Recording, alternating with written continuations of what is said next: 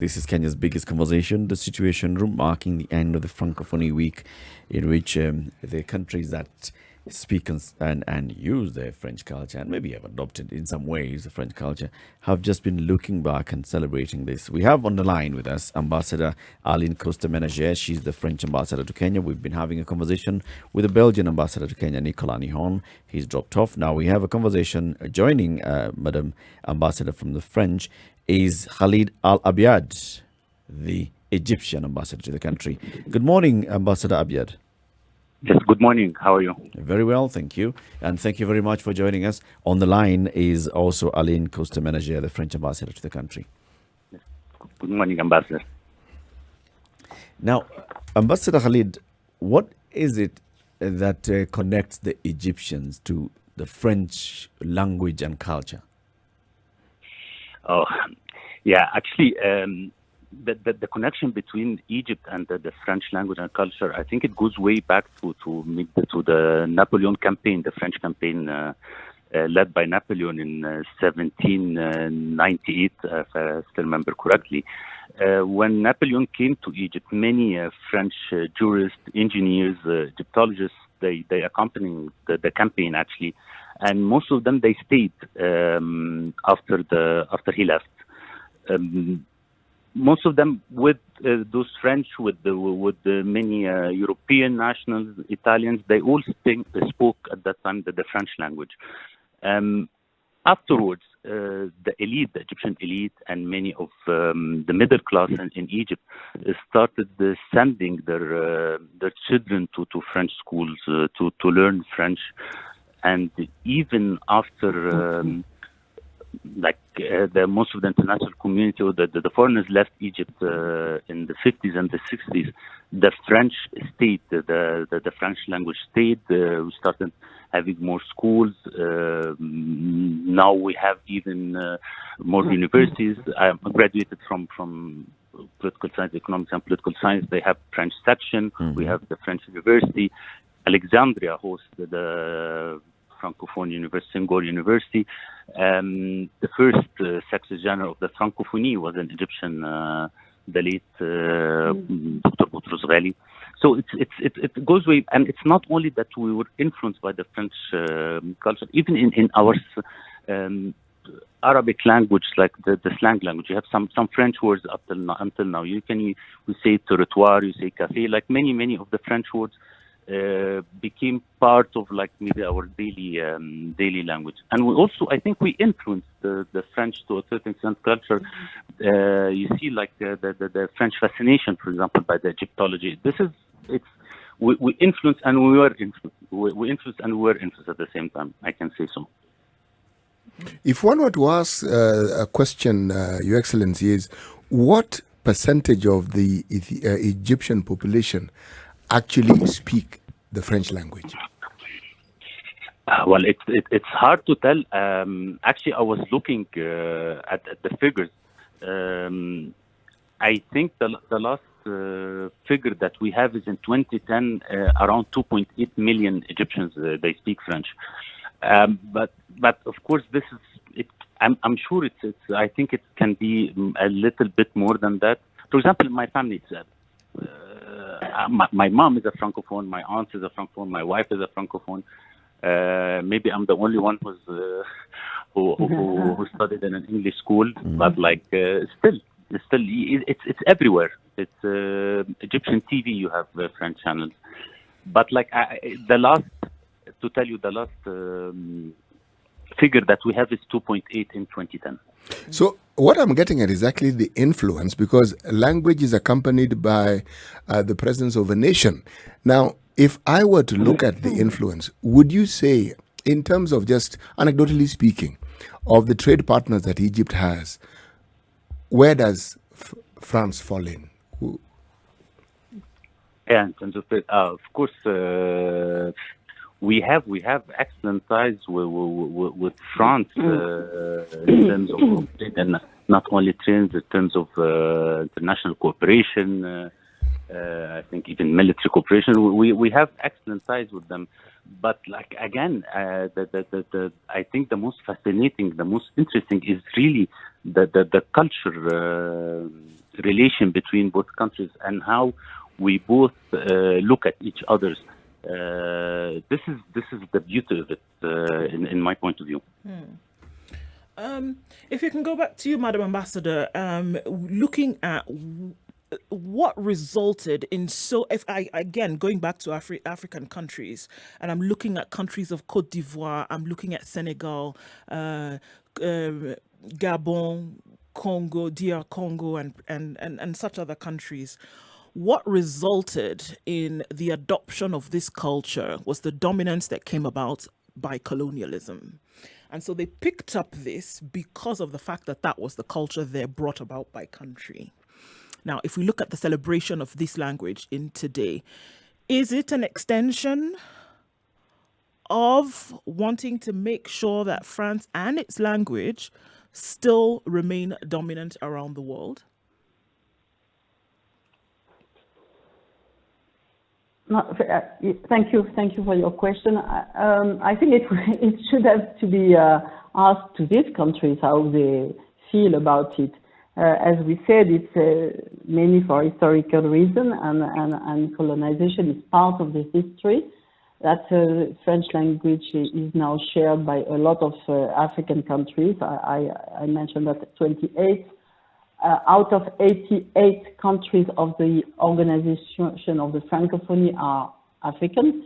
But I mean, now it's their language. Like English is a Kenyan language. There's not much difference when it comes to that. And French is coming with culture. It's obvious, and this culture is also part of the heritage of these countries. And they've taken it up as their own, and now they're developing their own literature in French. Indeed, there is the big example of Senghor in Senegal, who was a member of the Académie Française because of its writings, poems, and beautiful writings. But there is a more recent writer. It's a very lively community, cultural community. And as I said, they mix their own culture, native culture, and the language, and it's produced something special, which is also part of this Francophone community. So that's a fact. And now we are not imposing anything about speaking French, but we are taking benefit from the fact that there is this community of countries having French in common, and sharing a taste and an appetite for culture, and it makes a strong link with France, and as the Egyptian ambassador explained. That's how we can put it. In this respect, it's not that much different from the English in the former colonial empire. What is new is that when we speak of the Organisation de la Francophonie, it's now a big organization which regroups these countries having the French language as an official language, but also other countries who have a tradition with the French language, who can become a member or an observer. And it's more than language itself. I said it's about culture, but it's also about shared values, promoting peace, democracy, and human rights, supporting education, training, higher education and research, and indeed developing economic cooperation for sustainable development, because in many areas, French is a language for trade. I must say that from a Kenyan point of view, I would consider this as an important fact. You have big neighbors. We mentioned DRC, Congo, who are French-speaking countries, and it may help to enforce your trade relationships and your political links with these countries around you, which are, for at least three of them, part of the East African community. And by the way, French has become an East African community. It might help for Kenyan to open to French, and I must say it's already a fact that a lot of Kenyan learn French, and there is probably more to develop in this respect. Madam Ambassador, I want to move a little from the niceties of culture and go to the niceties of commerce that are often propelled by our politics.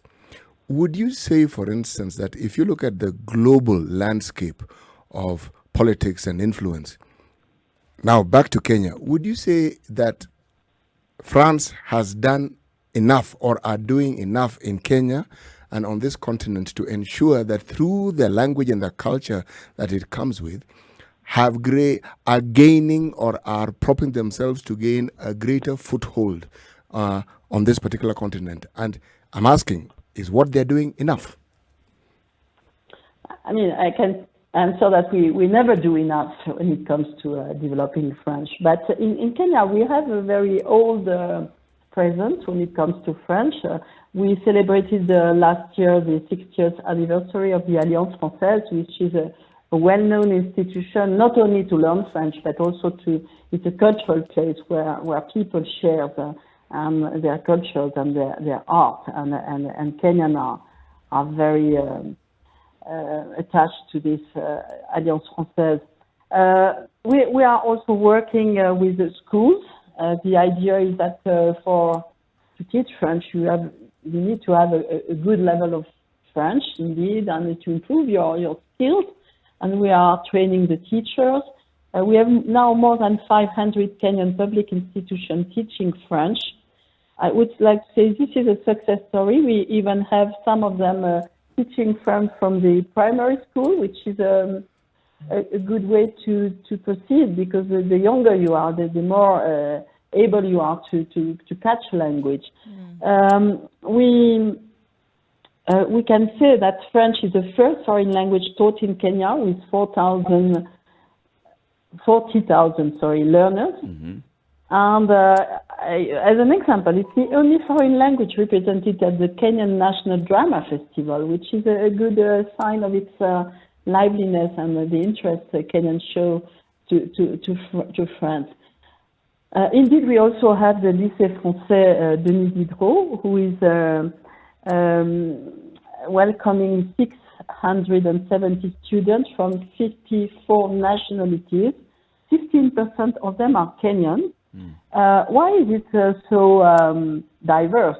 It's also because Kenya is welcoming one of the only UN organization seats outside of the developed world.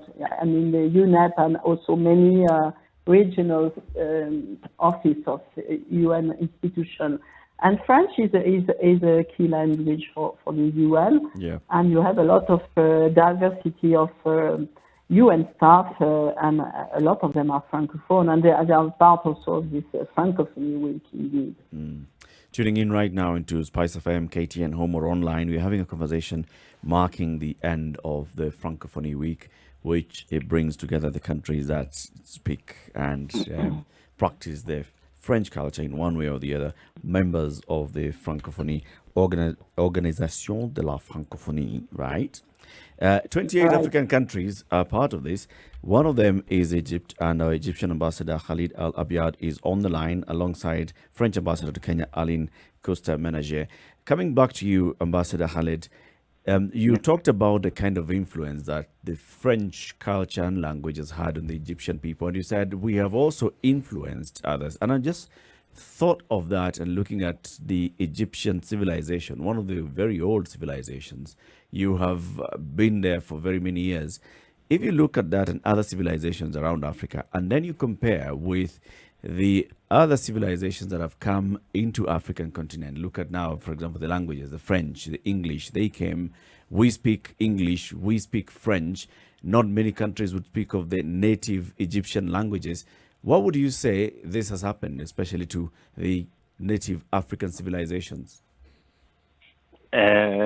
What happened is like the influence that we had with the French. I think it also has to do that the interest of French campaign in Egypt was a little bit different. I think at that time the interest was to look into more into history, to influence and not to stay for a very long time. It was a campaign that it has its geopolitical reasons. While in Africa, I think it was a bit different. Colonization in Africa, or it stayed for a long time. I think this is the main difference between what happened in Egypt and what happened in other African countries. You know, when one talks of colonization, I think part of the reason why the topic becomes sensitive is one focuses perhaps on what we refer to as the negative aspects of colonization. But if you look at globalization as it's currently presented, there is an advantage in having influence from other parts of the world because it enables you to cope with whatever else is happening in the world. There's a question I've been asking, and I'm going back to it again. When you look at the relationship that Kenya has with Egypt, it's a very cordial relationship and it's a very long-standing relationship. If you look at the cultural influences and the steps that have been taken, I would say that they are monumental. Now, the question I'm asking is, apart from what you have mentioned, what else do you think that those who represent the French language and the French culture could do to enhance not just their position in Europe, but also to ensure that the French language is further integrated within the society of Egypt? I'm sorry, I didn't really get what you mean by this. Can you please, if you can come yes, again? Yes, I can. I can. What I'm saying is, you say 2.8 million people speak the French language in Egypt. Okay, what is the population of Egypt? Yeah, around 100 million. Precisely. It's a significant number, but small. Now, wouldn't it be a good thing for the French to have more people in Egypt speaking French? And I'm asking you, as an Egyptian and as the ambassador to Kenya, what do you think the French could do to ensure that they enhance the presence of their culture and their language in your country? That's what I'm asking. Okay. Yeah, I know. No, but actually, what they're doing, it's pretty much fine. I mean, you don't have a huge amount or a big number of people to maintain or to maintain an influence or to leave the necessary impact.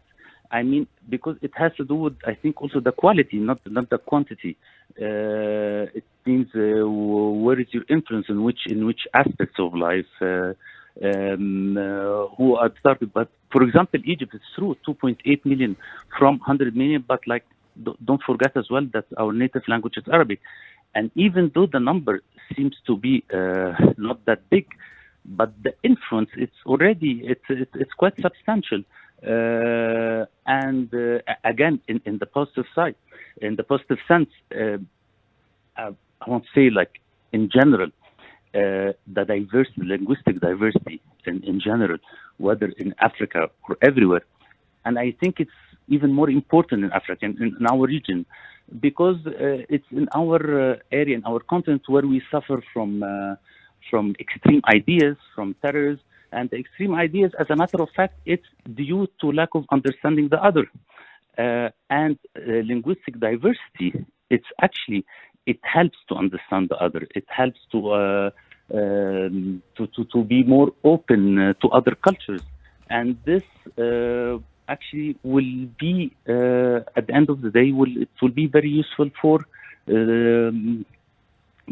our communities and our countries. How does it help, Ambassador Khaled?